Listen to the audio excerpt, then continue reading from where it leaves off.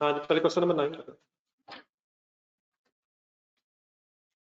Please, page number 49 start ने first line से पढ़ेंगे जरा। अब इसमें आज नई क्वेश्चन अभी चीज कोई नहीं आनी, वो सब कुछ पिछला ही है। जरा सही तरह मेरे साथ रिवाइज करके ना, और अब सही पढ़ाई के मोड में आ ही रहे। मेरा ख्याल जो होनी सी छुट्टियां काफी अब हो गई जी। KS limited operates two production departments A and B to produce a product XP29. The following information pertains to, underline करें, डिपार्टमेंट 1 में हमें डाटा दिया जा रहा है। डिपार्टमेंट 1 का डाटा है, डिपार्टमेंट ए, सॉरी फर्स्ट प्रोसेस है या सेकंड है? फर्स्ट प्रोसेस ही। दिसंबर 14 में डिपार्टमेंट ए से related data. Opening work in process के सामने ब्रैकेट में क्या लिखा हुआ है? नहीं, मटेरियल 100%, कन्वर्जन 50% का मतलब ओपनिंग वर्क इन प्रोसेस की स्टेज ऑफ कंप्लीशन दी हुई है। कितने लीटर्स है? 15,000। अब यूनिट से हम लीटर्स में आ रहे हैं। इसके नीचे मटेरियल के सामने 5,000 रुपया थाउजेंड्स में लिखा हुआ, और उसके नीचे डायरेक्ट लेबर एंड ओवरहेड्स 2125 लिखा हुआ है। क्या है ये क्या है सर? ये किसका क्या क्या दिया हुआ है? ओपनिंग वर्क इन प्रोसेस से रिलेटेड मटेरियल की अमाउंट और कन्वर्जन की अमाउंट दी हुई है। क्या ओपनिंग वर्क इन प्रोसेस की स्टेज ऑफ कंप्लीशन अवेलेबल है? और क्या ओपनिंग वर्क इन प्रोसेस की अमाउंट का ब्रेकअप भी अवेलेबल है? इसका मीनिंग याद है सबको? नेक्स्ट टाइम में आ जाए। फिर actual cost, actual cost for the month, material भी है, उसके सामने लीटर्स भी हैं, रुपीस भी हैं, फिर डायरेक्ट लेबर के भी रुपीस हैं, ओवरहेड्स के भी रुपीस हैं। नेक्स्ट लिखा हुआ एक्सपेक्टेड लॉसेस, सामने लिखा हुआ 5%। एक्सपेक्टेड लॉसेस क्या चीज है? नॉर्मल लॉस, नॉर्मल लॉस है, normal loss. Units transfer to department B, नहीं यार सॉरी, अच्छा closing work in process. Closing work in process के यूनिट्स हैं 17,000, और उसकी भी स्टेज ऑफ कंप्लीशन दी हुई है 100% and conversion 80%। Units transfer to department B का मतलब आउटपुट है, आउटपुट है, फिनिश गुड्स है डिपार्टमेंट ए की, लेकिन एक एंट्री बन जाएगी शायद department B debit department A का। नेक्स्ट पेज पर एक पैराग्राफ वहां भी लिखा हुआ, KS uses FIFO method for inventory valuation. पिछले पेज में वापस जाए, वेटेड एवरेज से भी हो जाएगा। इसी क्या वजह है? अमाउंट का ब्रेकअप भी है और स्टेज ऑफ कंप्लीशन भी है, दोनों मेथड से हो सकता है, लेकिन डेफिनेटली एग्जामिनर कौन सा मांग रहा है, तो आप उसी के बेस पे वर्किंग करेंगे। नेक्स्ट वंस अगेन मैं कहता है direct materials are added at the beginning of the process. इससे अगला सेंटेंस अंडरलाइन करें, expected losses are identified at the time of inspection which takes place at the end of the process। जी sir, inspection stage पे कितने कितने % काम हो गया होगा? मटेरियल का 100% क्यों लग गया होगा? वो तो वैसे भी शुरू में ही है, लेकिन वैसे भी शुरू में ही है, लेकिन कन्वर्जन भी कितना हो गया होगा, उसकी क्या वजह है? इंस्पेक्शन एंड में हो रही है। अब इसको जरा रिलेट कर लें, और पेज नंबर 73 था शायद, पावर लिमिटेड का page number 73, sorry page number 70, जहाँ क्वेश्चन नंबर 7.3 था, उसमें इंस्पेक्शन स्टेज ऊपर ढूंढे क्या थी?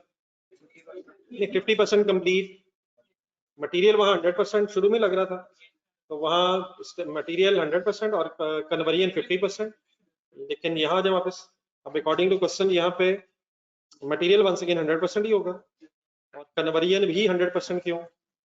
क्योंकि at the end of the process inspection stage, अभी इंस्पेक्शन स्टेज है। देन एक और लाइन है last, overheads are applied at the rate of 80% of the direct labour cost. Requirement में क्या क्या बनाना है? इक्विवेलेंट प्रोडक्शन यूनिट्स का टेबल बनाना आता है सबको? देन वो कहता है cost of goods transfer to department, output की कॉस्ट मांग रहा है। एक नई चीज मांग रहा है, accounting entries in the cost accounting system. एक सेकंड, अपने सामने कोई लेजर रखे जरा, ये लास्ट क्वेश्चन, जो लास्ट क्वेश्चन किया हुआ रजिस्टर में, नहीं जो भी क्वेश्चन है फाउल ही होगा, इसका जरा आंसर अपने सामने रखना है। इसका प्रोसेस अकाउंट, ये जो प्रोसेस अकाउंट बना हुआ है इसकी डेबिट क्रेडिट साइड पे एंट्रीज ही लिखी हुई हैं, क्या ख्याल है? अब डेफिनेटली बैलेंसेस को अगर छोड़ दें, बैलेंसेस तो कैलकुलेट होंगे, बाकी ट्रांजैक्शंस के साथ जहां जहां रेफरेंसेस लिखे हैं वहां डबल एंट्रीज बनी हुई हैं। मसलन मटेरियल की का रेफरेंस जहां लिखा हुआ है, कोई एंट्री समझ आती है?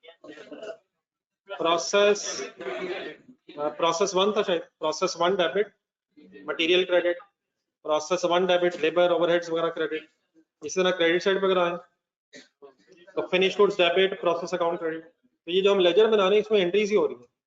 तो एग्जामिनर ने, अब आ जाओ ऑफिसर क्वेश्चन की तरफ, एग्जामिनर ने यहाँ लेजर मांगने की बजाय जो लेजर में एंट्रीज होनी है शायद उन्हीं को डेबिट क्रेडिट फॉर्म में हमसे रिक्वायर्ड कर दिया। तो डेफिनेटली हम अपनी वर्किंग करते एक लेजर बना तो लेंगे, लेकिन अगर एंट्रीज कभी करनी पड़ जाए तो सिंपली इसका मतलब जो हमने लेजर में फिगर्स लिखनी है उन्हीं को एंट्री फॉर्म में, डेबिट क्रेडिट फॉर्म में हमने एग्जामिनर के लिए प्रेजेंट कर देना है। ओके सर, आ जाए पिछले पेज से जरा दोबारा रख लें क्वेश्चन सामने। फर्स्ट, लेकिन दो पैटर्न छोड़ने जरा एंट्रीज से शायद थोड़ी सी एक्सप्लेन कर लेंगे जरा, दो पेजेस छोड़ने वर्किंग में आ जाए आप हमेशा, लेकिन क्वेश्चन लेजर बना के सॉल्व कीजिएगा वरना शायद एंट्रीज लिखना भी मुश्किल हो जाएगा। लेकिन डेफिनेटली अब लेजर एग्जामिनर ने मांगा नहीं है तो आपको वर्किंग में से बनना है।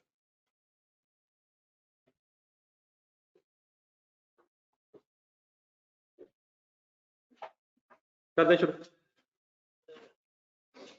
लेकिन कीजिएगा मेरे साथ साथ ही, इसमें कुछ चीजें पुरानी जरा आ गई हैं, आप जरा पूछ के फाइनल कर दो जरा। मैं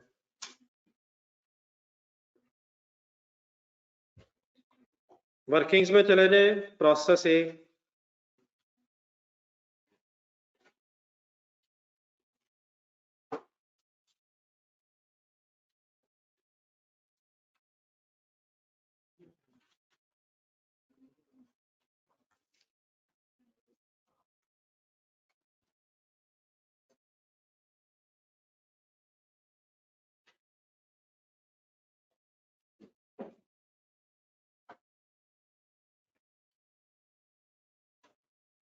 जी लिखवाएं, डाटा शुरू करें, साथ रहेगा काइंडली सारे, अब ये फाइनल करें बस।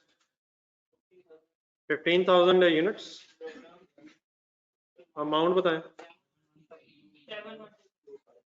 7125 की समझ आ जाएगी। इसमें 5,000 मटेरियल है और 2125 कन्वर्जन है। कहीं रुपीज इन थाउजेंड एक दफा लिखना, अब थाउजेंड्स में वर्किंग करें और 20,000 में राउंड ऑफ करें।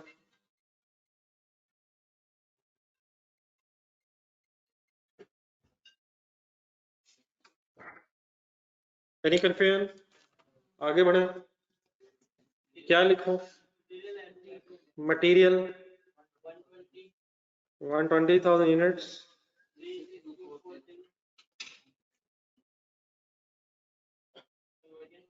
जस्ट एक मिनट नहीं इकट्ठा क्यों करना, अगर अलग दिया तो अलग ही करें, बल्कि रुके, इसके रुपीस कितने मटेरियल के? 36,240 जी। लेबर 14,224। इन फिगर्स को इकट्ठा ना करें अनलेस डेट वगैरह निकालना हो, बस लेबर तक इकट्ठे हो और एक पुरानी बात जरा सही तरह में से रिवाइज करें। देन उसके बाद ओवरहेड्स नहीं आना है, लेकिन यहाँ जरा रुक के जरा एक चीज सोचनी है, एक्चुअल कितने दिए हुए हैं? ये जो आप पढ़ रहे हैं ये एक्चुअल डाटा है, ये एक्चुअल डाटा है सारा। तो मटेरियल लेबर का तो मेरे एक्चुअल आपने लिखवा दी है, ओवरहेड्स का एक्चुअल कितना है? 11,500। लेकिन नेक्स्ट पेज पे जाएंगे, नेक्स्ट पेज के एंड पे एक ओवरहेड्स का एब्जॉर्प्शन रेट आया है नहीं, अगर एब्जॉर्प्शन रेट अवेलेबल हो तो ये वर्क इन प्रोसेस के लेजर में एब्जॉर्ब्ड आने हैं या एक्चुअल आने हैं? एब्जॉर्ब्ड आने हैं, एक्चुअल आने हैं? एक्चुअल अब कहाँ आने हैं? फैक्ट्री ओवरहेड्स के लेजर में। ओवरहेड्स की एंट्री सुनाए जरा। क्वेश्चन नंबर 2 सामने रखें। क्वेश्चन नंबर 2 में वापस है, मतलब सब कुछ पिछला भी आ रहा है जो पहले हो चुका है, इकट्ठा होकर दोबारा आ रहा है, लॉसेस भी अभी आने हैं। क्वेश्चन नंबर 2 का आंसर ढूंढना।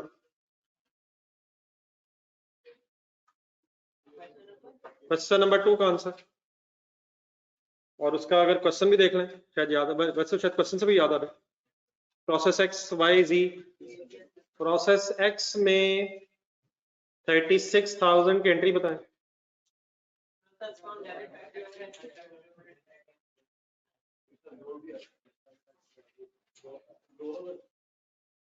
$36,000 की एंट्री बोलो। 36,000 ही है प्रोसेस एक्स में, यार डेबिट साइड कितनी है, क्या एंट्री है इसकी? Process x debit, factory overheads credit. ये एक्चुअल की बेस पे है या अब्जॉर्ब की बेस पे? फैक्ट्री ओवरहेड्स के लेजर में जाए, वर्किंग पार्ट सी में, वहां 65,000 की एंट्री देखे बोले के entry entry entry factory overheads debit and, अगर अब्जॉर्प्शन रेट दिया हो तो वर्क इन प्रोसेस के लेजर में अब्जॉर्प्शन रेट की बेस पे अब्जॉर्ब्ड ओवरहेड्स आने हैं, और एक्चुअल फिर फैक्ट्री ओवरहेड्स के लेजर में डेबिट साइड पे जाने हैं, और पीरियड एंड पे फिर एक्चुअल और अब्जॉर्ब का कंपैरिजन फैक्ट्री ओवरहेड्स के लेजर में होना है, फिर वहां से अंडर ओवर अब्जॉर्ब भी मिलेगा। प्रोसेस एक्स देखें, वाई देखें, जी देखें, तीनों में अब्जॉर्ब्ड ओवरहेड्स कैलकुलेट हुए हैं 40% रेट की बेस पे, ऐसे ही है। अब रिक्वायरमेंट सी में जाए, फिर फैक्ट्री ओवरहेड्स के लेजर में एक्चुअल 65,000 डेबिट साइड पे है, अब्जॉर्ब्ड क्रेडिट साइड पे है, और फाइनली फैक्ट्री ओवरहेड्स के लेजर में अंडर और अब्जॉर्ब्ड का डिसीजन भी होता है। किसी को याद आ गया सर?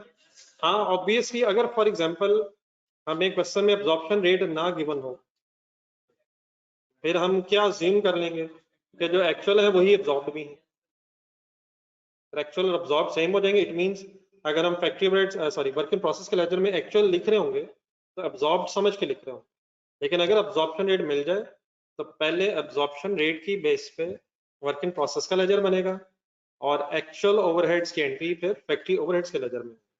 अब प्लीज यहाँ से ऑनवर्ड्स याद रहेगा सर। तो 11,500 फाइनली बता दें क्या दिया हुआ है। ये एक्चुअल दिए, तीनों एक्चुअल दिए हुए, लेकिन इसमें प्रॉब्लम फैक्ट्री ओवरहेड्स का सर। तो एक्चुअल फैक्ट्री ओवरहेड्स की फाइनल एंट्री बोला, factory overheads debit expense and factory expenses credit. In other words ये फैक्ट्री ओवरहेड्स के लेजर में फिगर जानी है, और यहाँ अब हमें अब्जॉर्प्शन रेट की बेस पे वर्किंग करनी है। तो फर्स्ट पेज पे आ जाए, सॉरी नेक्स्ट पेज पे आ जाए, और नेक्स्ट पेज पे एक रेट दिया हुआ है। किसकी बेस पे रेट दिया हुआ है? लेबर कॉस्ट की बेस पे शायद है। तो what is the amount of labour cost? 14,224 multiply by 80%, 11,379 की एंट्री जरूर बोले। Process account debit and factory overhead account credit, वो बाद में अभी एंट्रीज लिखते भी हैं। Any confusion finally journalist?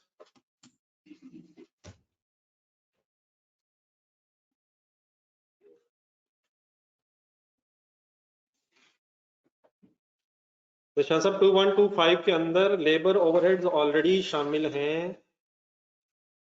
तो क्वेश्चन नंबर 6 में इसलिए लिया था क्योंकि वहां सिर्फ लेबर दी हुई थी और ओवरहेड्स की अमाउंट नहीं दी हुई थी। इस क्वेश्चन में 2125 में लेबर ओवरहेड्स दोनों शामिल है। ठीक है जी शानंदम साहब, प्लीज गौर से देखें, डिफरेंस सही क्रिएट करें, इस तरह तो परेशान रहेंगे आप। वहां सिर्फ लेबर के सामने 28,000 लिखा हुआ है, लेबर 28,000 है, ओवरहेड्स थे ही नहीं। यहाँ लेबर एंड ओवरहेड्स की फिगर इकट्ठी दी हुई। जी सर जी, आगे चलते हैं। आगे आगे क्या गिवन है? एक्सपेक्टेड लॉस की परसेंटेज दी हुई है 5%। किसका? हाँ, ये बताया नहीं हुआ ना अभी तक। जो क्वेश्चन हमने किए हैं उसमें इनपुट के एंगल से बताया होता है, और बता दें आउटपुट के एंगल से बताया होता है, और पेज नंबर 70 पे दोबारा जाए। ना ना ना ना प्लीज सही वर्ड करें, अभी गलत वर्ड सही नहीं है। और टेस्टेड यूनिट्स के एंगल से भी बताया हुआ था, 10% ऑफ टेस्टेड यूनिट्स, ऐसे ही है। लेकिन वापस इधर आए, इस क्वेश्चन में 5% के साथ एक्सप्लेन नहीं है। नहीं एक्सपेक्टेड यूनिट वर्ड्स क्या लिखे हुए क्वेश्चन पढ़ेंगे। एक्सपेक्टेड लॉस का मतलब क्या है? नॉर्मल लॉस 5% किसका? इनपुट का, आउटपुट का, टेस्टेड का, किसका? तो अगर ये ना पता हो और इंस्पेक्शन स्टेज पता हो तो रिक्वायरमेंट में है, दोबारा अगले पेज पे एक नोट ढूंढने जरा नीचे। अब इस तरह की छोटी छोटी चीजें जरा सेग्रीगेट करनी है तो उसके लिए प्रैक्टिस रिक्वायर्ड होगा। ये इनपुट बेटा बाय डिफॉल्ट उस वक्त थी जब इंस्पेक्शन स्टेज नहीं थी। जो क्वेश्चन नंबर जब 2 जब किया था जिस जमाने में, तो उस में क्वेश्चन में अभी दोबारा चले जाइएगा, लेकिन उस वक्त इंस्पेक्शन स्टेजेस नहीं होती थी। तो जिन क्वेश्चन में इंस्पेक्शन स्टेजेस अवेलेबल हो तो वहां इनपुट वर्ड की बजाय ज्यादा बेहतर वर्ड रहेगा, जरा पढ़ लें जरा नोट। अगर परसेंटेज ना हो तो फिर परसेंटेज ऑफ लॉस आप किसके साथ मल्टीप्लाई करेंगे? इंस्पेक्टेड यूनिट्स की बेस पे। अगर क्या अवेलेबल है तो इंस्पेक्शन स्टेजेस अवेलेबल अगर हैं तो बेसिकली जो इंस्पेक्शन स्टेज तक इनपुट पहुंचेगी तो उससे मल्टीप्लाई आपने रेट करना। इन अदर वर्ड्स जरा सिंपल वर्ड्स में रखना कि आपने परसेंटेज को किससे मल्टीप्लाई करना है, अगर बताया नहीं हुआ इंस्पेक्टेड यूनिट से। और डेफिनेटली इंस्पेक्टेड यूनिट से कब मल्टीप्लाई कर सकेंगे आप? अगर इंस्पेक्शन स्टेज अवेलेबल है। ठीक है, तो एक सेकंड क्वेश्चन नंबर 2 में जाए। क्वेश्चन नंबर 2 में जाए, एक मिनट। क्वेश्चन नंबर 2 जरा बुक से खोलना। वहां भी एक्स वाई जी में लॉसेस के साथ एक्सप्लेन नहीं था कि ये लॉसेस किसका कितने परसेंट है। परसेंटेज तो बताई हुई थी क्वेश्चन नंबर 2 है नहीं, लेकिन वहां मैंने क्या बताया था? इनपुट इसलिए मैंने बताया था क्योंकि यहाँ जरा पढ़ के देखें इंस्पेक्शन स्टेजेस नहीं है। लेकिन जब इंस्पेक्शन स्टेजेस आ जाए तो फिर इनपुट की जगह क्या वर्ड में रखना आपने? Inspected units. और इंस्पेक्टेड यूनिट्स की वर्किंग कैसे होनी है? वो उसी तरह जिससे हमने लास्ट क्लास में कर ली हुई है। तो इफ नथिंग इज मेंशन कि किसका 5%, तो इंस्पेक्टेड यूनिट्स का अगर इंस्पेक्शन स्टेज अवेलेबल। पूरे वर्ड्स आप कर।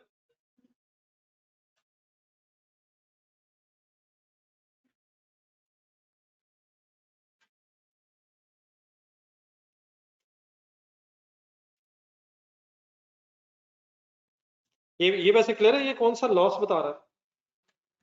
एक्सपेक्टेड लॉस का तो सिंपली मतलब ये नॉर्मल लॉस की परसेंटेज बता रहा है। और हो सकता है नॉर्मल लॉस लिख के फिर हमें पता चले कि कुछ अबव नॉर्मल है या बिलो नॉर्मल है, तो वो कुछ ज्यादा इंशाल्लाह वर्किंग करते हैं। बाकी एक सेकंड जरा हम एक्सपेक्टेड लॉस की वर्किंग से पहले अगर बाकी डाटा लिखा क्लियर है, वर्ड से समझ आ गया ना? तो इसको छोड़ें परसेंटेज को, ये मैं अप्लाई करके भी दिखाता हूँ। इसके अलावा अगर कोई डाटा अवेलेबल है तो पहले बोले क्या क्या अवेलेबल है सर इसके अलावा। हाँ जी, क्लोजिंग उसके सामने अमाउंट अभी हमने खुद फाइंड आउट करनी है।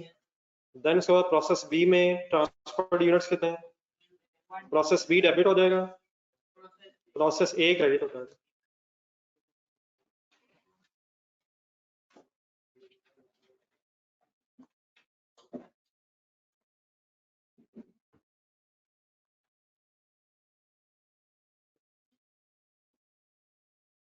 यहाँ तक इधर इकट्ठे हो जाए, फिर अभी मेरे साथ एक्सपेक्टेड लॉसेस की वर्किंग कीजिएगी, नॉर्मल लॉस की।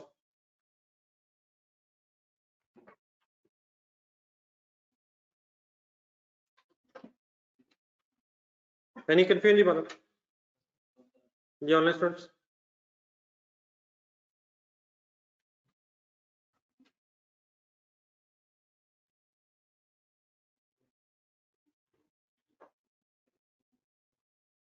चलें नीचे की वर्किंग लिखें, लेजर के लिए स्पेस रखना भी, टोटल्स वगैरह भी होना, कैलकुलेशन ऑफ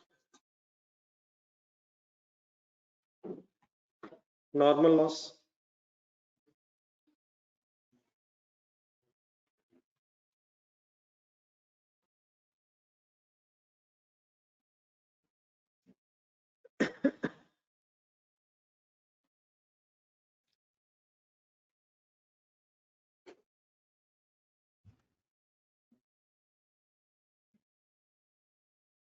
अब यहाँ से ऑनवर्ड शायद मैक्सिमम क्वेश्चन में, शायद सारी क्वेश्चन में, एक आध शायद एक्सेप्शन का भी याद है, इंस्पेक्टेड यूनिट्स निकालने पड़ने हैं।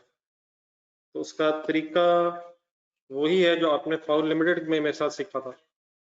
जरा एक नजर अगर वहां से देख के बता दें क्या क्या ढूंढना होता है, वहां से जरा ढूंढ के मुझे अकॉर्डिंग टू दिस क्वेश्चन जरा फिगर लिखा दें। 4 चीजें ढूंढनी है। ओपनिंग वर्क इन प्रोसेस नहीं, एक मिनट पहले ये बताएं, अकॉर्डिंग टू क्वेश्चन जरा फिगर्स ढूंढ लेंगे। ओपनिंग वर्क इन प्रोसेस की क्वांटिटी क्या है?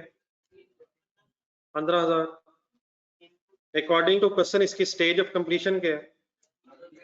Material 100, conversion 80, conversion cost 80%। पहले देखा करें कर लिया।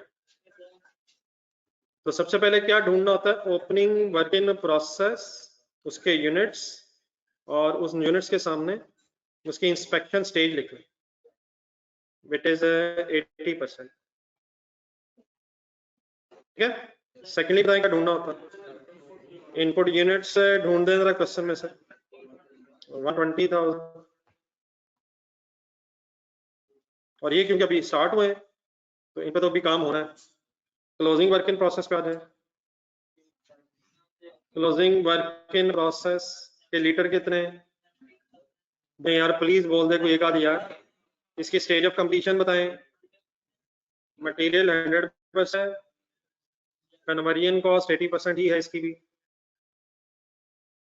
अच्छा एक सेकंड लेजर जरा देखें, ये स्टेज ऑफ कंप्लीशन ओपनिंग और क्लोजिंग की सेम तो है, लेकिन खुद जरा लेजर देख के बता क्या ओपनिंग ही क्लोजिंग में है?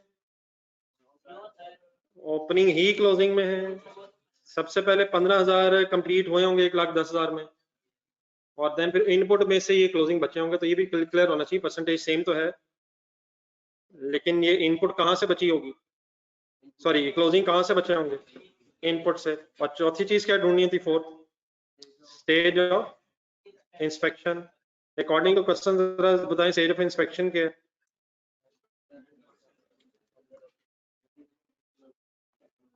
प्लीज स्टेज ऑफ इंस्पेक्शन क्या है? मटेरियल 100%। ये कहाँ लिखा मटेरियल 100%? एट द एंड है वैसे भी। अगर एट द एंड है, मटेरियल शुरू में ना भी लग रहा हो, साथ साथ भी लग रहा हो, तब भी एंड तक आते आते 100 हो ही जाना है। और साथ साथ कन्वर्जन भी 100 क्यों हो गई होगी? Eight the end of process it means inspection उस वक्त होती है जब सारा प्रोसेस का काम कंप्लीट हो जाता है। यहां तक लिख लें, फिर मुझे एक फाइनल उसी तरह डिसीजन लेके देना आपने बेस्ड ऑन दिस डाटा, इसमें इंस्पेक्टेड यूनिट्स कितने होंगे, पहले लिख लें।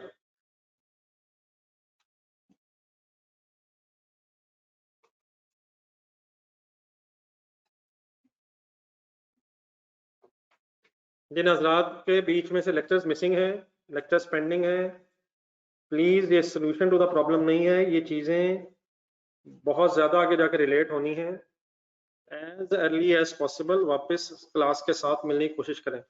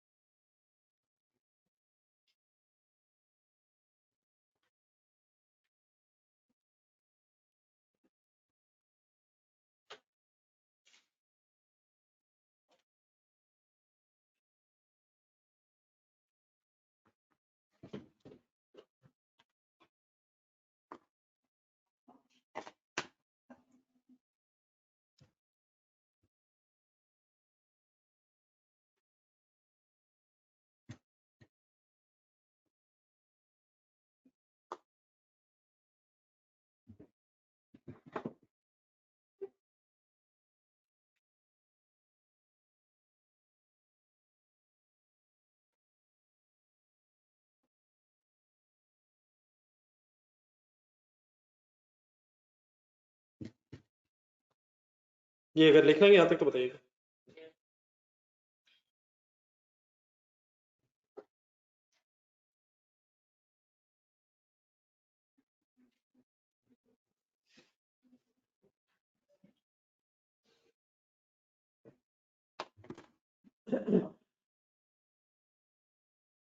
इकट्ठे नहीं प्लीज, ये जरा डिसीजन लें एक दफा और मेरे साथ डिसीजन लें, फिर नेक्स्ट क्वेश्चन में कोशिश करें इंडिविजुअली करें।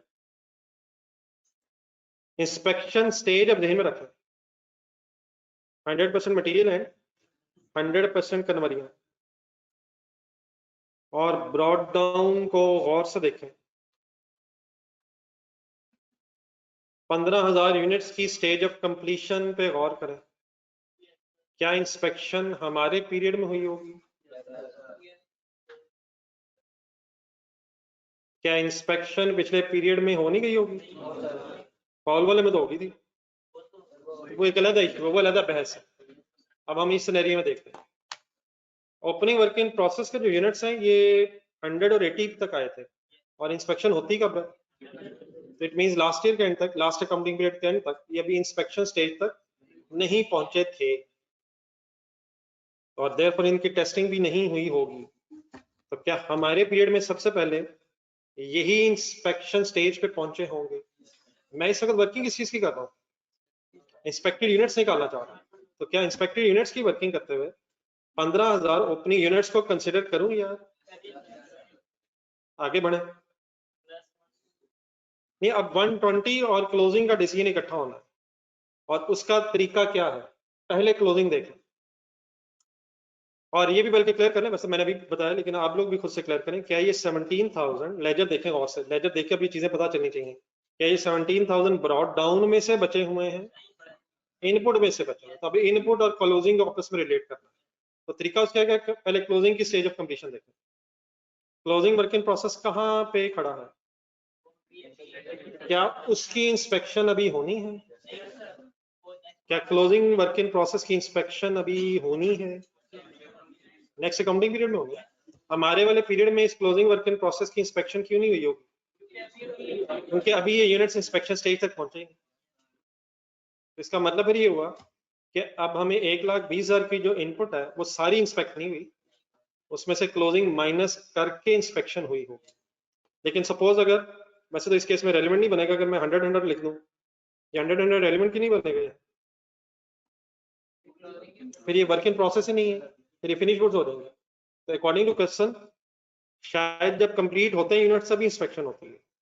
तो अगर 80% स्टेज पे क्लोजिंग वर्क इन प्रोसेस वाले यूनिट्स पहुंचे हैं तो हमारे वाले पीरियड में अभी ये इंस्पेक्टेड यूनिट्स में शामिल नहीं हुए होंगे। इन अदर वर्ड्स हमें अपनी वर्किंग करते हुए 1,20,000 की इनपुट में से क्लोजिंग को माइनस कर देना चाहिए। आप फाउल अपने सामने रखें और एक दफा दोबारा इंडिविजुअली रिवाइज करें वहां क्या किया और क्यों नहीं क्या किया।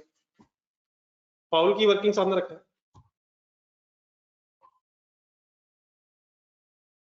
ओपनिंग के यूनिट्स मैंने 0 क्यों कंसिडर किए? नहीं सही, अपने आप को सुना लेना। ऑलरेडी इंस्पेक्शन स्टेज से आगे निकल गए थे। अब वहां इंस्पेक्शन स्टेज क्या थी? 150, 100 मटेरियल एंड 50 कन्वर्जन, तो वो ऑलरेडी 75% पहुंच गए थे। देन फिर क्लोजिंग कहाँ पहुंचे हुए थे? वो इंस्पेक्शन से आगे चले गए थे। It means input work in process के एंगल से भी इंस्पेक्ट हो गई थी, तो वहां हमने पूरी इनपुट को एज इट इज लिया था और ब्रॉड डाउन कंसिडर नहीं किया था। आप जरा बोर्ड पे देख के वाइंड अप करवा दें। आप बताएं मैंने ओपनिंग क्यों लिए? हमारे पीरियड में इंस्पेक्ट हुआ होगा, ऑलरेडी इंस्पेक्टेड नहीं है, ऑलरेडी टेस्टेड नहीं है, और देन 120 में से 17 क्यों माइनस कर दूं?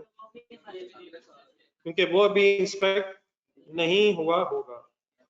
आई होप इतना मुश्किल भी नहीं है, बात लॉजिकली क्लियर होगी। अब देन मल्टीप्लाइड बाय, यहाँ से इंस्पेक्टेड यूनिट्स आ जाएंगे, मल्टीप्लाई बाय 5%। लिख लें, कंप्लीट करके आंसर बता दो, कर लें कंप्लीट कर लें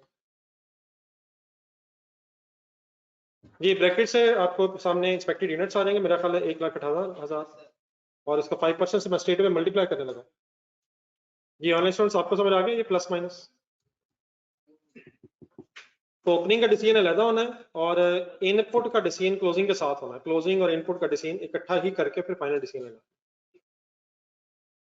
5900, व्हाट इज 5900?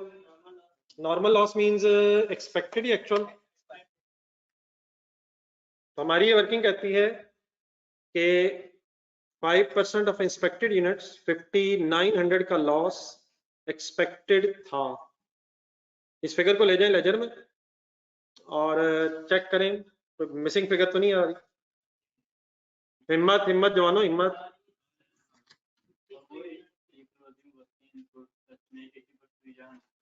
अगर ये 100% होता फिर ये वर्क इन प्रोसेस ही ना होता, और अगर ये स्टॉक फिनिश गुड्स का होता तो प्रोसेस अकाउंट में ही ना होता। ये लेजर प्रोसेस अकाउंट का है जी sir. Normal loss, I think scenario आपके सामने ही है। अब इनको चेंज करने की बजाय मेरे ख्याल है आगे क्वेश्चंस करते हैं, शायद ही कोई सिनेरियो है। नॉर्मल लॉस के कितने यूनिट्स आ गए? 5900 यार।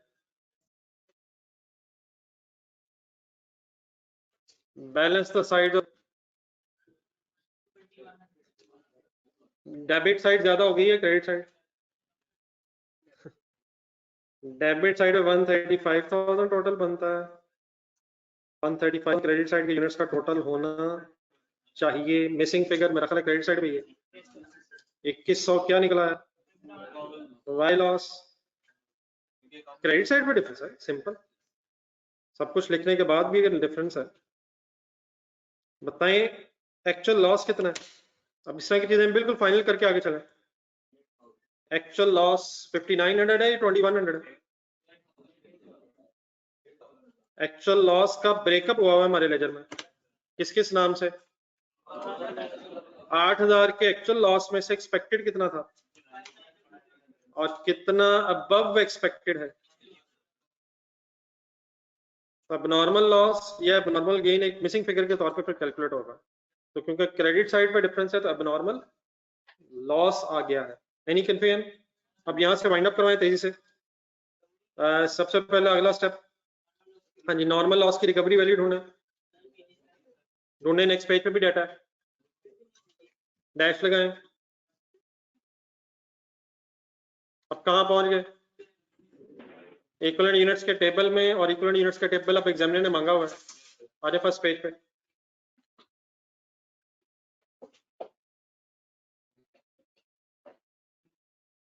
लेकिन दो हेडिंग सामने रख लें, इक्विवेलेंट यूनिट्स का टेबल भी और फिर वहां से पर यूनिट कॉस्ट भी, दोनों हेडिंग्स इकट्ठी लिखा करें।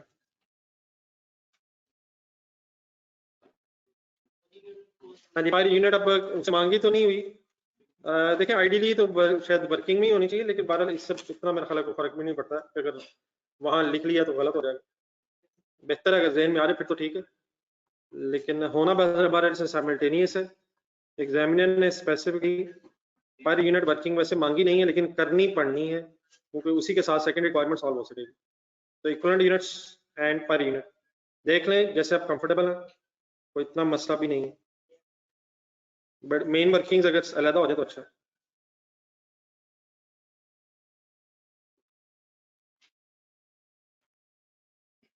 जी, अब ये वर्किंग्स करते हुए पहले क्या जहन में आना है? हाँ जी बिल्कुल सही है, पहले मेथड। पहले अब यहाँ रुक के फैसला ये होना चाहिए कि मेथड कौन सा, मेथड कौन सा, फाइफो या वेटेड एवरेज? फाइफो के साथ लिखे होमवर्क, जहाँ फाइफो बुक पे लिखा हुआ उसके साथ लिखे होमवर्क और मुझे करवाएं वेटेड एवरेज से। हो जाएगा, फाइफो से हो जाएगा इंशाल्लाह। कहाँ हो जाएगा? 11 हो जाएगा। वेटेड एवरेज से कहाँ हो जाएगा? आ जाए। इसका मतलब है अगर क्वेश्चन में फाइफो लिखा हुआ करेगा तो हम वेटेड एवरेज से किया करेंगे? नहीं भाईजान, हरगिज नहीं किया करेंगे। लेकिन मैं तो वेटेड एवरेज से जरा फाइनल करना चाह रहा हूँ।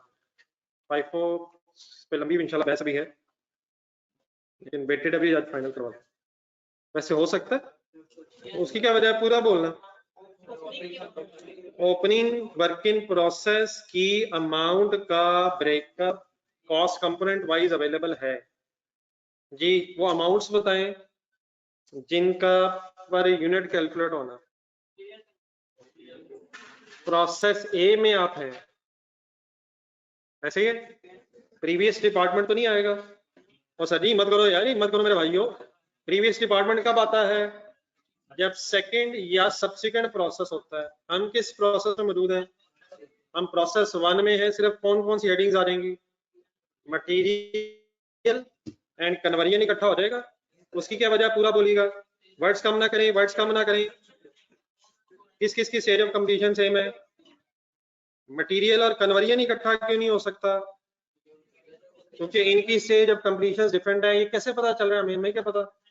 कहाँ नजर आ रहा है? वर्क इन प्रोसेसेस के साथ 100, 80, 80, 100 डिफरेंट है, लेकिन कन्वर्जन की स्टेज ऑफ कंप्लीशन सेम होने की वजह से हम लेबर ओवरहेड्स को कंबाइन कर सकते हैं। फिगर्स ढूंढ के पहले लिखवा दें। वेटेड एवरेज से करवा रहा हूं तो मटेरियल की अमाउंट ढूंढना, ओपनिंग भी लेंगे, ओपनिंग का 5000 प्लस 36240, लेजर की तरफ जाएं, any recovery value, any recovery value, conversion की अमाउंट्स लिखवाएं,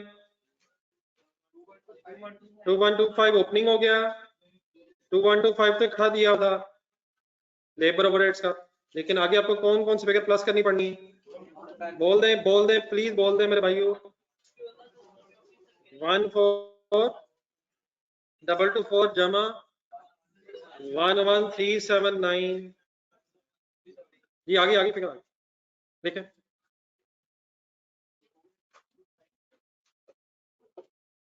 लेबर ओवरहेड्स एक्चुअल लेने हैं या एब्जॉर्ब्ड वाले लेने हैं, अब सारी वर्किंग एब्जॉर्ब से होनी है। अब ये फिगर्स आपको लेजर में ढूंढनी चाहिए थी, अब क्वेश्चन नहीं, क्वेश्चन से एक दफा देख के लिखनी है। अब आपको ये सारी फिगर्स कहाँ से सूलन देखनी चाहिए थी, वरना अगर आपने क्वेश्चन देखा तो आप फिर परेशान हुए। 11500 आपको नजर आया, वो इस लेजर में अब है ही नहीं, वो किस लेजर में जाना है, फैक्ट्री ओवरहेड्स के लेजर में जाना। तो ये भी प्लीज अभी मैं और भी रिपीट करता हूँ आज, अब ये भी चीजें पता होनी चाहिए कौन सी फिगर्स कहाँ से ढूंढनी है। तो ये फिगर इस वक्त आपने मुझे होपफुली अब लेजर से देख के लिखवाई है। अब आ जाए इक्विवेलेंट यूनिट्स की तरफ, उसमें कॉलम्स का डिसीजन लेना, कितने कॉलम, 3, कितने कॉलम्स, इस टेबल का मकसद बताया जी को फाइनल नहीं, वो भी ठीक नहीं, मतलब क्या प्रेजेंट में क्या क्या प्रेजेंट करना है, यूनिट्स, असल चीजें यहाँ यूनिट्स कैलकुलेट होने, और उतने यूनिट्स कैलकुलेट होने जितने हमने पर यूनिट निकालने, तो जो पर यूनिट्स निकलने उन्हीं क्या यूनिट चाहिए। तो यहाँ कौन से कॉलम्स, मटेरियल और कन्वर्जन। तो ये पहले पर यूनिट की अमाउंट्स लिखने का मकसद ये कि हमें पता चल जाए कि हमने मटेरियल की और कन्वर्जन की अमाउंट की बेस ढूंढनी, ठीक है।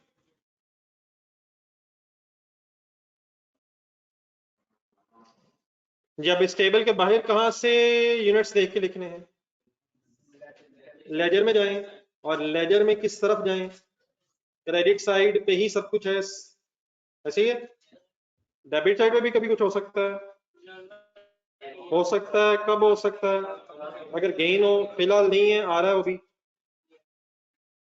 प्रोसेस बी में कितने यूनिट्स जा रहे हैं, 1 टन, लेकिन क्योंकि आप वेटेड एवरेज से मुझे करवा रहे हैं तो ओपनिंग भी आने हैं और फॉर द पीरियड वाले भी आने हैं, ब्रेकअप करके टाइम वेस्ट करने की जरूरत नहीं है, लेकिन पहले पूरा करवा दें आगे।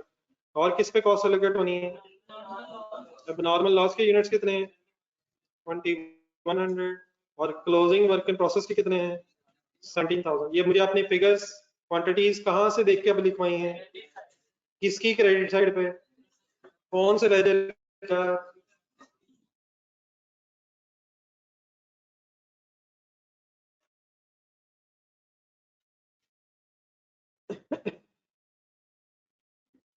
Any confusion please. तो चीजें बेटा याद करने की कोशिश करें यार, काफी क्वेश्चंस हो गए।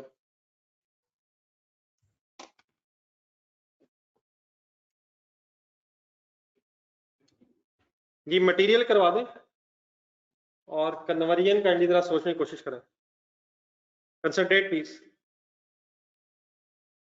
अब नीचे जो रुपीस हमने लिखे हैं जिनकी बेस में यूनिट्स आने हैं, उसमें मटेरियल का हमने ओपनिंग भी लिखा हुआ है, ऐसे ही। तो देर पर इस किसी ब्रेकअप की जरूरत नहीं है। बट सुने मेरे गौर से, क्या 1,10,000 यूनिट्स हमारे पीरियड में कंप्लीट हो गए सर, लेकिन डेफिनेटली ओपनिंग वाले भी हुए होंगे, और इनपुट से कितने हुए होंगे वैसे, कैलकुलेट करके बताएं। 95,000, लेकिन उसका ब्रेकअप किस मेथड में तो जरूरी है, किसमें, पाइपो में तो करना पड़ता है, लेकिन वेटेड एवरेज में जरूरी नहीं है। होपफुली सबको याद आ गया कि सब ब्रेकअप्स का फाइनल आंसर किसके बराबर हो जाता है, आउटपुट के बराबर ही हो जाता है। ब्रेकअप जो करते भी हम आउटपुट के इक्वल होता है। तो यहाँ से ऑनर्स मेरे ख्याल टाइम बचाना चाहिए। कन्वर्जन के एंगल से भी यूनिट्स पूरे हैं, और सर जी कन्वर्जन के एंगल से भी यूनिट्स पूरे हैं सर, प्रोसेस ए की कन्वर्जन के एंगल से पूरे हैं। कहां से कहां यूनिट्स जा रहे हैं, ए से बी में, ए में कंप्लीट हो गए हैं। अब आए अब नॉर्मल लॉस, और ये इंपॉर्टेंट है, फाउल भी साथ रखिएगा जरा। एबनॉर्मल लॉस के यूनिट्स पे मटेरियल लग गया होगा कितना 100%, और कन्वर्जन लग गई होगी कितनी, जरा फाउल निकालें एक मिनट, जरा पेज 70 भी निकालें और फाउल का आंसर ढूंढें।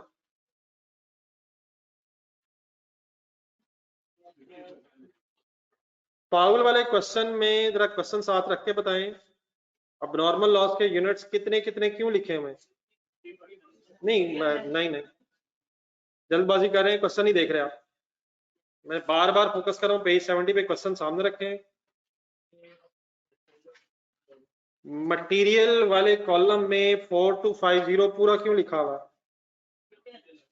वो क्यों मटेरियल बिगिनिंग में लग रहा है, अगले कॉलम में 50% क्यों लिखा हुआ?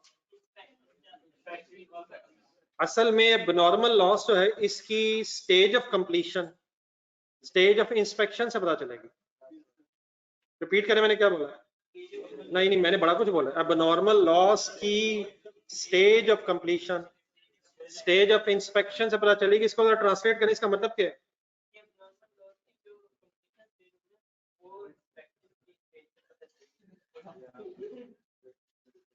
ये आपने बोलना है, आप यूं कर रहे हैं, ये मैंने करना है। मैंने क्या वर्ड्स रिपीट करे, मैंने क्या बोला? हम नहीं बोलेंगे, हमने नहीं बोलना, जो मर्जी हो जाए, आज हम नहीं बोले, आज भी हम नहीं बोलेंगे। कोई काइंडली दोबारा बोल दे, सबकी तरह से हो जाएगा।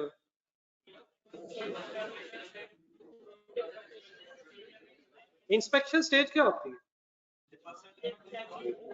जिस वक्त लॉस का चेक किया जाता है, और अगर उस स्टेज में पता चल जाए लॉस हुआ है तो आप उस पर फर्दर काम नहीं करेंगे।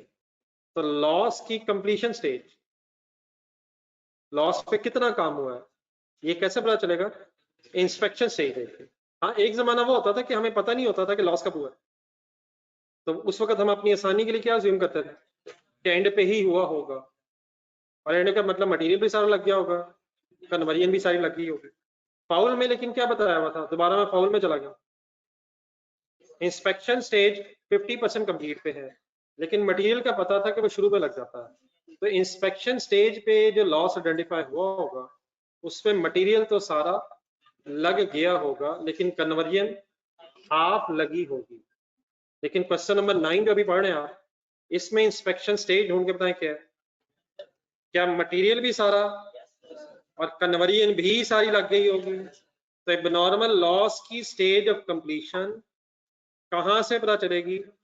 स्टेज ऑफ इंस्पेक्शन बताएगी कि एबनॉर्मल लॉस की स्टेज ऑफ कंप्लीशन क्या है। तो ये मैंने दोनों में 100 क्यों लिखा है? क्योंकि इस पे कितना खर्चा हुआ होगा, आप लॉजिकली सोचे ना। अब ये लॉस आइडेंटिफाई कब हुआ है? एंड पे होना है, तो कौन कौन सा सारा खर्चा जाया हो गया होगा, मटेरियल का भी और कन्वर्जन का भी। तो सादरा लिख लें, stage of inspection will determine, stage of inspection will determine stage of completion. Abnormal loss के साथ मैंने लिखा stage of completion of abnormal loss, अगर पूरे वर्ड्स लगाना चाहें, ऑफ एबनॉर्मल लॉस, या बल्कि मेरा सेंटेंस पे रिकॉर्डिंग भी सही नहीं रहेगा। किसकी बात किसकी कर रहा हूँ? Stage of inspection will determine stage of completion, उसके बाद लिख देता हूँ एंड में, of abnormal loss, stage of completion of abnormal loss.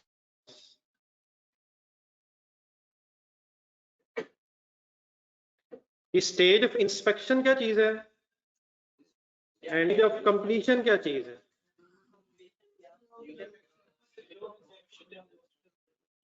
Stage of inspection क्या चीज है? जहां हम यूनिट्स को टेस्ट करते हैं। और स्टेज ऑफ कंप्लीशन क्या चीज है? जितना यूनिट कंप्लीट हुआ होता है। तो एबनॉर्मल लॉस कितना कंप्लीट हुआ होगा, ये हमें कैसे पता चलेगा? इंस्पेक्शन स्टेज देखिए, इंस्पेक्शन स्टेज जितना काम हुआ होगा, और इंस्पेक्शन स्टेज के बाद आपने उस पर काम क्यों नहीं किया होगा? क्योंकि जब हमें पता चल गया कि लॉस हो गया तो हम रिमेनिंग खर्चा जाया नहीं करेंगे। लेकिन यहाँ क्योंकि पता ही एंड में चल रहा है इसलिए सारा का सारा खर्चा हो गया होगा। फाउल में कहाँ पता चल गया था, लेकिन मटेरियल क्योंकि शुरू में लग जाता है इसलिए मटेरियल तो वेस्ट हो गया होगा सारा, लेकिन कन्वर्जन का हाफ खर्चा हुआ होगा। आई होप के बात क्लियर है सर। जी online students okay please.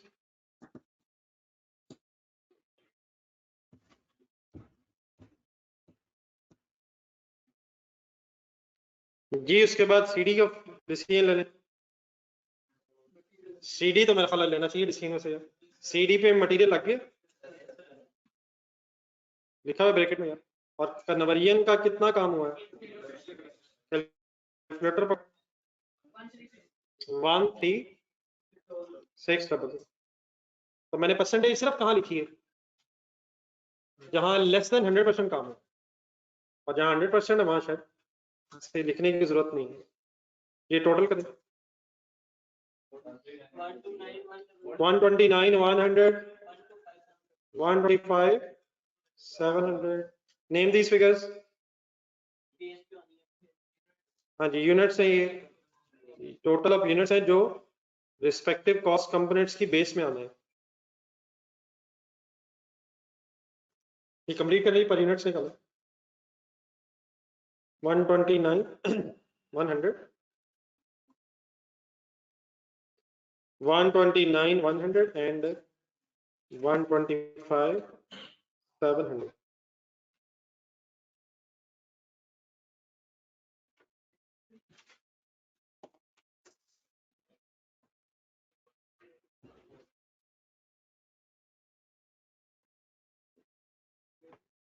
Per unit निकालें। अच्छा रुपीज ना इस वक्त थाउजेंड्स में, इसलिए ऐसे परेशान ना होइएगा, आंसर भी आपका जो रेट का आएगा ना ये थाउजेंड्स में ही आएगा, इसलिए शायद पॉइंट्स में चला गया। तो कोई लिखवाएंगे ना आंसर क्या है मटेरियल का, 0.32 हो जाएगा शायद, 0.32 पे राउंड ऑफ हो जाएगा, 0.32 पर यूनिट। तो राउंडिंग ऑफ के डिफरेंसेस आने ही है जब रेट राउंड ऑफ होगा। तो ऐसे परेशान हो, 0.319 आ रहा शायद जी, तो वो डेफिनेटली जब आप रेट राउंड ऑफ करेंगे तो आने दें। ये अप्रोक्सीमेटली दूसरा 0.21 0.21 है, 22 है सर, 22 है सर, सॉरी है, टोटल कर दें 0.54। ये आ क्या रहा है, ये क्लियर होना चाहिए ये क्या है। हाँ जी material cost per unit, converging cost per unit and total manufacturing cost per unit. Wind up करें। अब क्या करना है,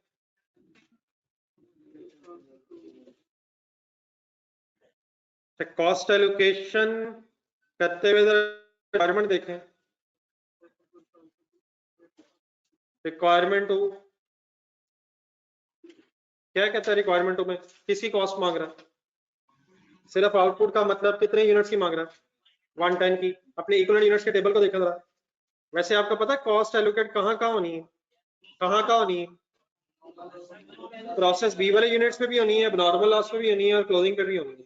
लेकिन वो स्पेसिफिकली सिर्फ किसकी मांग रहा है, सिर्फ प्रोसेस 2 के यूनिट्स की कॉस्ट को मांग रहा है, बाकी उसने मांगी नहीं है। लेकिन थर्ड रिक्वायरमेंट में जाए, थर्ड रिक्वायरमेंट में जब आप एंट्रीज कर रहे होंगे तो शायद वहां हमें एबनॉर्मल लॉस की कॉस्ट की भी जरूरत पड़ जाए, तो इससे मेरा ख्याल कॉस्ट एलोकेशन कंप्लीट ही करना है। रिक्वायर्ड वैसे उसने क्या मांगा, सिर्फ उसने 110 की तरह मांगी है, लेकिन थर्ड रिक्वायरमेंट में जरूरत पड़ जानी है, इसकी कंप्लीट कॉस्ट एलोकेशन करना। हाँ जो फर्स्ट कॉस्ट एलोकेशन करेंगे वो जरा मेन पेज पे अगर करनी है एग्जामिनर के लिए वहां कर लें, दूसरी भी वहीं रहने दें, कोई इशू नहीं है। लेकिन अगर वहां की बजाय वर्किंग्स में आना तो वर्किंग्स में आ जाए, लेकिन कर लें जहां भी है। अब मेथड क्योंकि वेटेड एवरेज है इसलिए कॉस्ट एलोकेशन करते हुए रिपीट कर दीजिएगा काइंडली, बहुत दफा मैंने बता दी है। कॉस्ट एलोकेशन करते हुए बस कहाँ कहाँ काफी है, कहाँ कहाँ रही तो काफी हो जाएगा। इक्वल यूनिट्स और पर यूनिट का टेबल बस देख लें अगर आप गौर से, तो इंशाल्लाह क्वेश्चन में कंप्लीशन हो जाएगी। तो प्रोसेस बी के सामने 110 यूनिट्स लिखे हैं वेटेड एवरेज, तो स्ट्रेट अवे 110 दोनों कॉलम्स में होने का मतलब मल्टीप्लाइड बाय 0.54 हो जाएगा। किसी ब्रेकअप की जरूरत नहीं है, वो 54 में जरूरत पड़ती है। देन एबनॉर्मल लॉस 2100 इंटू 0.54 क्यों हो सकता है? कहाँ कहाँ देख रहे हैं आप? देख लें।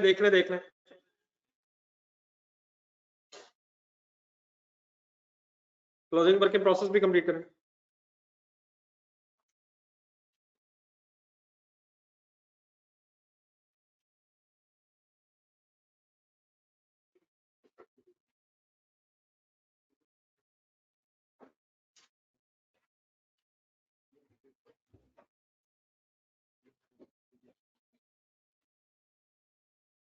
पेपर सर जी बहुत टफ आते हैं, बहुत ज्यादा एक्स्ट्रा एफर्ट करनी पड़ती है, मुसलसल इन्वॉल्व रहना पड़ता है, फिर मुश्किल चांस बनता है कि पासिंग मार्क्स आए।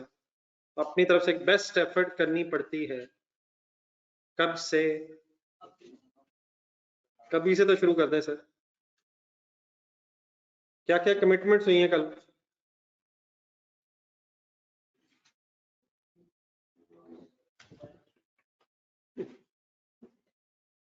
क्लोजिंग वर्क इन प्रोसेस की वर्किंग कैसे करूं? बोल दे रहे 17,000 multiplied by 0.32 plus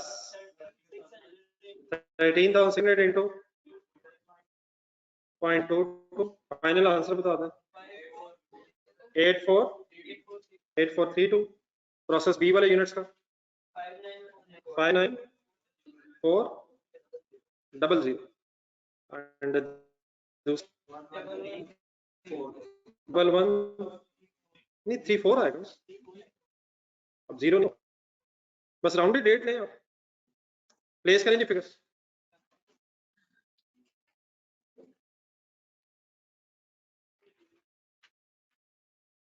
ji online students okay ji working?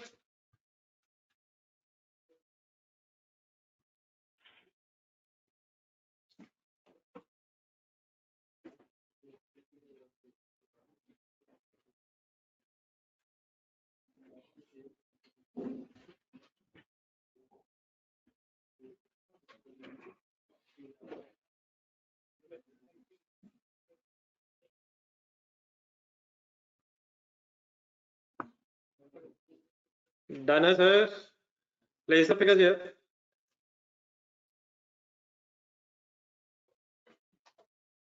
One ten के सामने 59,400,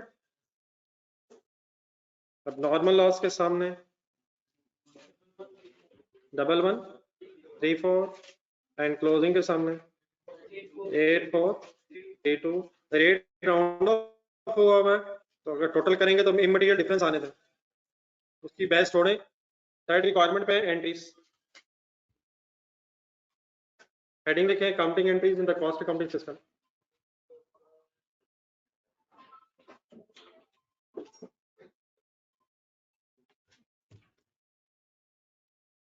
ये काउंटिंग एंट्रीज है, एक नया काम तो बेटा है, लेकिन कोई इशू इसमें नहीं है। ये जो लेजर में हमने फिगर्स लिखी हुई हैं मैक्सिमम इसमें आ गई हैं, इसके अलावा अगर कोई फिगर होगी तो अभी अपने क्वेश्चन में से डाटा में से ढूंढते हैं। हेडिंग लिख रहे हैं accounting entries in the cost accounting system. जाने स्टूडेंट्स रेडी हैं जी साहब?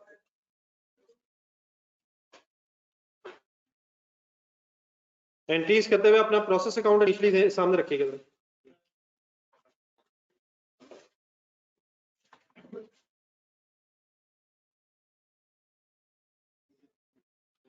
जी डेबिट साइड देखें लेजर की, प्लीज देखें लेजर की डेबिट साइड। ब्राउट डाउन की एंट्री बताएं, बैलेंसेस की एंट्री नहीं है, ट्रांजैक्शंस की एंट्री। तो पहली एंट्री मटेरियल ग्रुप है, एंट्री बोला process account A debit and material credit. अच्छा बेटा ये जो उसके अगली दो फिगर्स है ना, इनकी अलग एंट्री भी की जा सकती है, मटेरियल की, लेबर की, ओवरहेड्स की, लेकिन शायद एक कंपाउंड एंट्री होना था।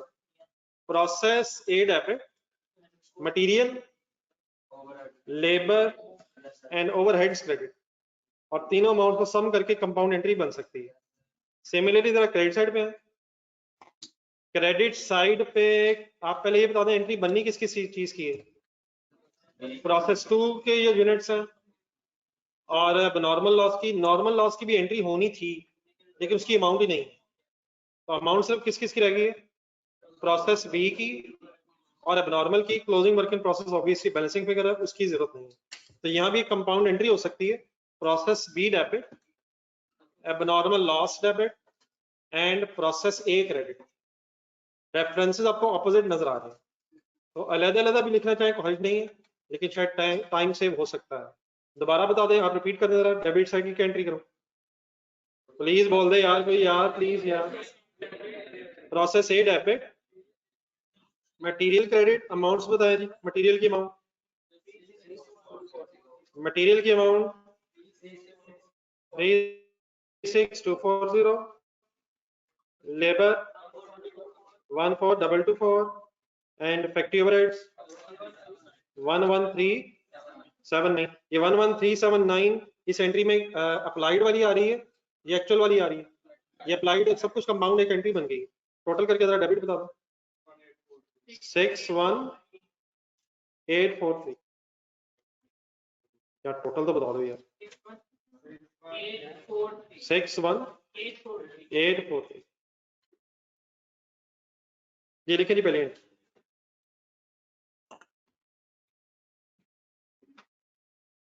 ये ऑनलाइन स्टूडेंट्स आप लोगों को समझ आ गया? क्या अलग-अलग लिखना गलत हो जाएगा?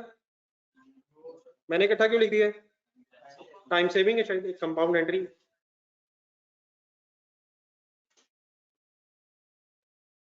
क्रेडिट साइड पे आ जाए, बोले entry. Process B debit, abnormal loss debit, process A credit. Amounts बताएं प्रोसेस बी के। 59400, एबनॉर्मल लॉस की 113460534 60534।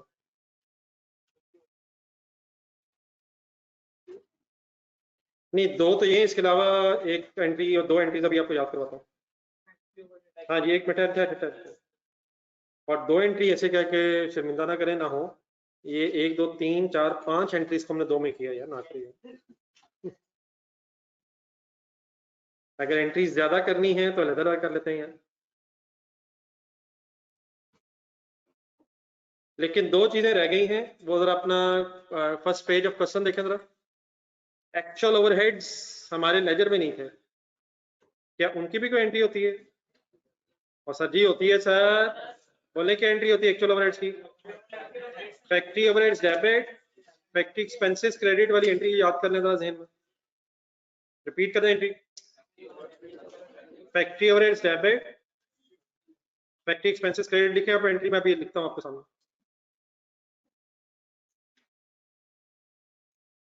Factory overheads debit, factory expenses credit.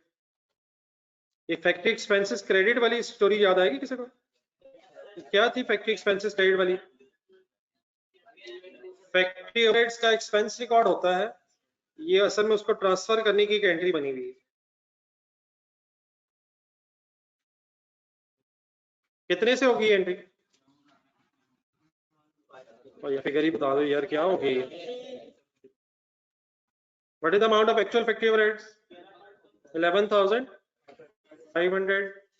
Then अब आप अप्लाइड ढूंढे कितना है? अप्लाइड कितना है? 11379। एक्चुअल कितना है? एक्चुअल बयान, एक्चुअल कोई अंडर और अब्जॉर्ब बनता है? फैक्ट्री ओवरहेड्स का एक लेजर बनाए, एक एंट्री की जगह छोड़ के पहले लेजर बनाए।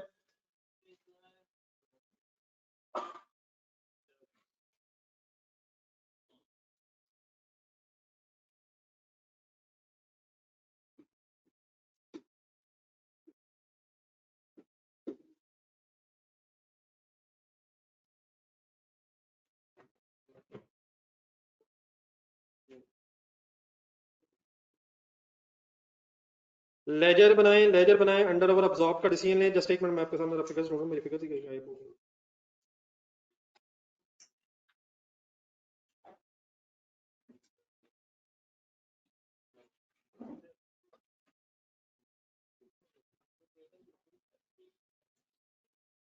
ओके, अंडर ओवर अब्जॉर्ब बनता है सर, एक्चुअल की एंट्री है फेवरेट पे,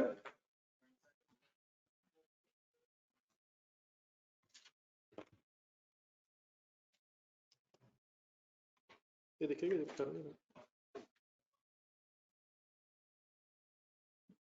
सर जी, एक मिनट जरा सिस्टम मेरा रिस्पॉन्ड नहीं कर रहा, आप लोग अपना कंप्लीट करें जरा। अंडर ओवर अब्जॉर्ब की एडजस्टमेंट करें, कितना बनता है इसका भी डिसीजन ले, फाइनल पता है आपको क्या तरीका होता है एक्चुअल और अब्जॉर्ब लिखने के बाद? हाँ जी, लेजर बैलेंस कर लें, नहीं लेजर बैलेंस कर लें और डिफरेंस जिधर आ रहा है लिख लें।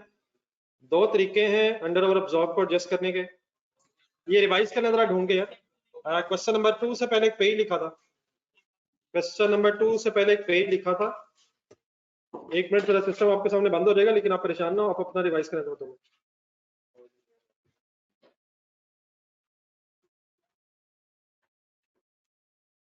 बंद कर दें।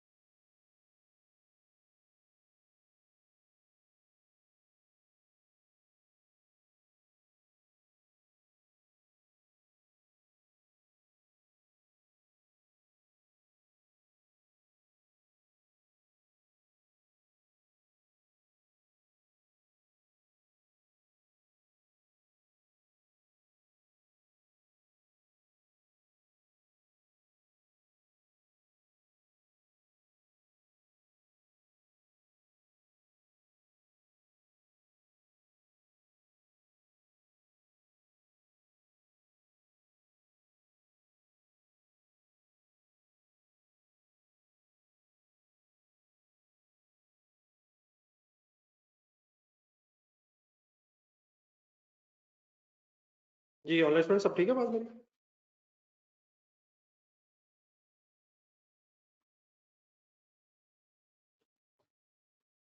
जी सॉरी, प्रॉब्लम स्क्रीन की तरफ से आ रहा था। आप लोगों ने अपनी एंट्रीज करनी है जी ऑनलाइन स्टूडेंट्स। एक्चुअल की और अब्जॉर्ब की एंट्री लिखी, अब्जॉर्ब की तो लिख ली थी, एक्चुअल लिखी, लेजर बना रही है, लिखिए जी, फाइनल एंट्री भी लिखे, होगी बात। आप लोगों ने रिवाइज कर लिया जहां अंडर ओवर अब्जॉर्ब की वर्किंग हो रही थी जी ऑनलाइन स्टूडेंट्स? ये सारी एंट्रीज कंप्लीट करवा था, मैं सब मैच कर ले फाइनल। वैसे अंडर अब्जॉर्ब का मतलब क्या होता है? कम चार्ज किया है या ज्यादा चार्ज किया है? जरा फिगर्स भी देखें जरा, 11379 चार्ज हुआ है, हालांकि एक्चुअल हो गया 11,500, तो 121 अंडर अब्जॉर्ब्ड है। कॉस्ट ऑफ सेल डेबिट होगी शायद आपकी। ये एंट्री बन जाएगी एक factory average debit, factory expenses credit by rupees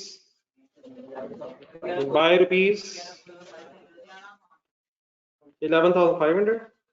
और मेरी हमेशा सजेशन यही रहेगी कि अंडर ओवर अब्जॉर्ब का अगर आपने डिसीजन लेना है तो रादर देन के सिर्फ फिगर्स को देखें। डेफिनेटली हो तो सकता है कि ये एक्चुअल है, वो अब्जॉर्ब्ड है, लेकिन जितनी देर में आपने ये सोचना है उतनी देर में लेजर भी बन जाता है।